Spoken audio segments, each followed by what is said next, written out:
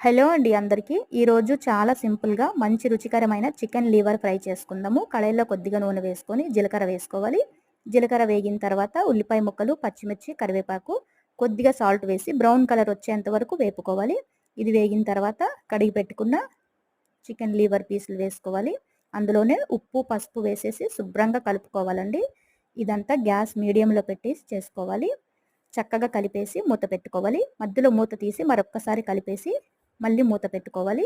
Oil పైకి తేలిన తర్వాత రుచికి సరిపడ కారం, చికెన్ మసాలా వేసి అలానే మూత పెట్టేసి 2 నిమిషాలు వదిలేయాలి. తర్వాత మూత తీసి కలిపేసి కొద్దిగా నీళ్లు వేసుకోవాలి. ఒక 2, 3 స్పూన్లన్ని నీళ్లు వేసుకొని చక్కగా కలిపేసి కొద్దిగా కొత్తిమీర వేసుకొని మళ్ళీ మూత పెట్టేసి ఒక బౌల్లోకి తీసుకుంటే వేడి వేడి చికెన్ లివర్ ఫ్రై మనకి రెడీ అయిపోతుంది. ఇది పిల్లలు, పెద్దవాళ్ళు అందరూ ఇష్టంగా తింటారండి. అంత బాగుంటుంది. చాలా ఈజీగా చేసుకోవచ్చు.